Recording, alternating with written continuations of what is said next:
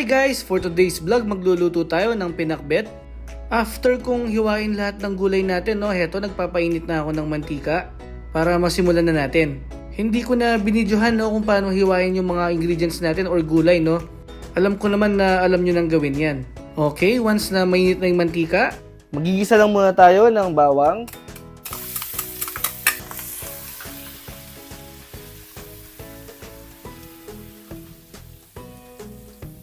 Then, sunod na rin natin yung sibuyas.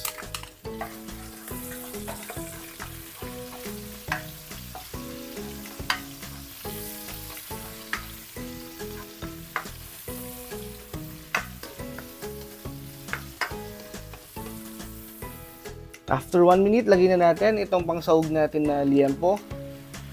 Mga 1/4 kg to, mahigit guys. Yan, i-brown lang natin yan. after 8 minutes, nagisa na ng mabuti yung liempo natin. Ngayon naman maglalagay tayo ng 1½ tablespoon na bagoong alamang. Then, tuloy lang natin yung paggisa ng mga 3 minutes. Para lang maluto yung bagoong alamang natin, Grabe guys, ganyan pa lang. Ang bango na ng amoy. After 2 minutes, lagyan na rin natin itong 6 na pirasong kamatis. Medyo maliit lang yan guys. Kung gusto nyo ng mas makamatis, okay lang din. Mas masarap yun. Ituloy lang natin yung paggisa ng mga ilang minuto or hanggang sa medyo madurog or malusaw yung ating kamatis. After 5 minutes, medyo malambot na yung kamatis at saka nagisa na rin natin ng mabuti yan, Ngayon naman maglalagay tayo ng konting tubig para mapalambot pa natin yung pork belly. Medyo matigas pa kasi yan. Papakuluan pa natin yan ng mga 15 minutes para mapalambot pa natin yung pork belly. Takpan natin guys para mas mabilis kumulo at maluto. After 15 minutes, check natin yung belly, pork belly, kung malambot na. Malambot na siya guys. Titikman na rin natin para maitama na natin yung lasa.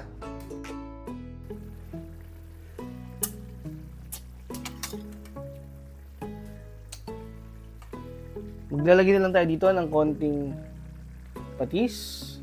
Siguro mga 2 tablespoon. Then, konting paminta.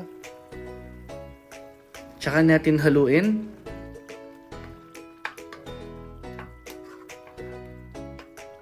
Ngayon naman, ilalagay na natin yung mga gulay na pinakamatagal lumambot.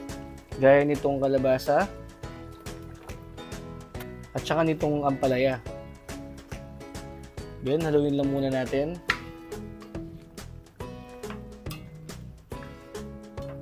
Pwedeng mag-add ng tubig guys kung kinakailangan. Then, adjust na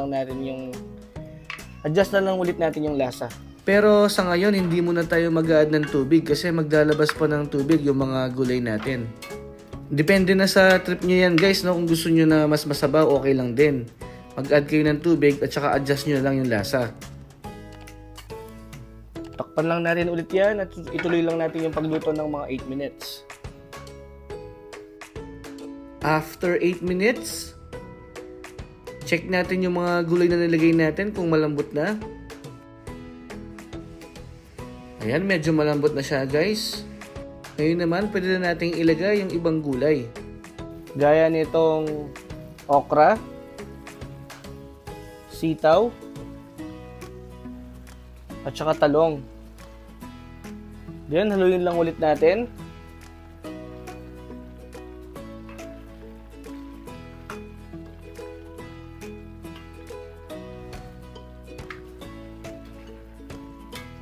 Hindi pa tayo naglalagay ng tubig dyan guys, Hindi muna kasi magtutubig pa yan maya-maya. Dahil yung mga nilagay nating gulay, maglalabas pa ng tubig yan maya-maya. Ilagay na rin natin itong siling pamaksiw or pangsigang. Tsaka 2 labuyo. Optional lang. Pero yung siling pangsigang natin guys, pampasarap yan at pampabango sa ating pinakbet. Kaya dapat maglagay din kayo niyan. And then guys, takpan lang ulit natin. At ituloy pa natin yung pagluto ng mga 5 to 8 minutes.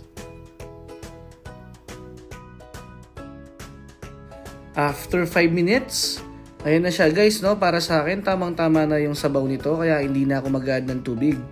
Titikman na lang natin ulit siya para ma-final na natin yung lasa.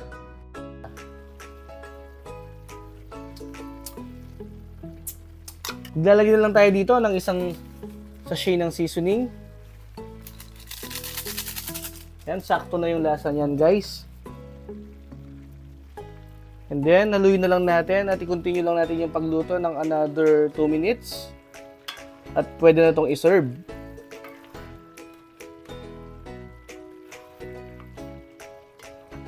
Grabe guys, oh, sarap nito. Kahit walang kahit walang piritong isda, okay lang.